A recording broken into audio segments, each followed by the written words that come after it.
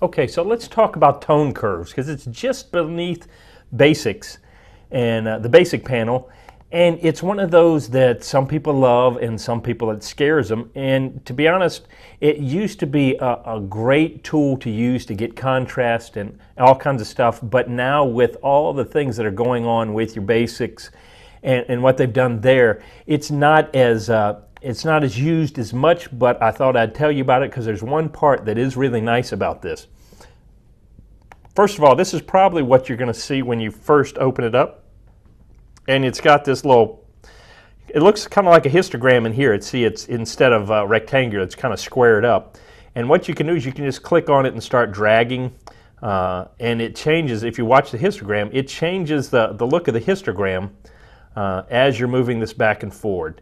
You're in essence taking a point and saying, I want this to be where more light or more dark, etc. And I can grab another point and do the same thing. And this is the way that you can kind of really, most of the time you want to add contrast by creating kind of an S-curve. There are some custom things in here, like I can just click that and do a medium contrast, and you notice it's put some points in there that kind of adjust this and add some contrast. Or I can do strong contrast and it bumps the curves up a little bit more. But for the most part, I just kind of leave it at linear. And if I hit this icon here, you can tweak the highlights, the lights, the darks, etc. And you notice these are very similar to what's going on in the basics panel. And so that's why I kind of say I don't necessarily play over in this area. The nice thing is just like with everything else, you double click on region and they all clean up and go right to the center. This is what I like to show people is called the target adjustment tool. I almost forgot what the last T was.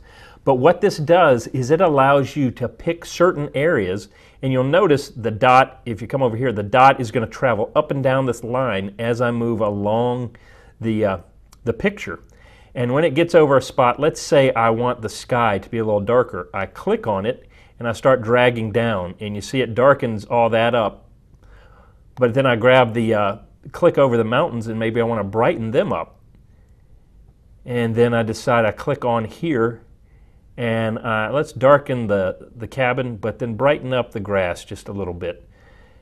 So it's one way that you can kind of dial in certain areas, like I want these trees to be a little lighter. But the one thing you got to watch out when doing it this way is you can start to create mud. Look at all the points I've put in there, and all of a sudden I decide, well, I want to come over here. I'm adding other points and moving stuff around. It can get a little clunky. But the target adjustment tool, we're going to see it in just a little bit more. It's kind of a neat tool that you can specify a certain area. Like I want to grab that color, that brightness, and raise it up. You can get some really funky stuff if you want to. I mean, who's to say that this isn't really cool? Look at that right over there. But so understand what's going on with this curve is it's just grabbing points and saying, I want this tonality to be lighter or darker, and you just keep adjusting those to get a different look with your contrast.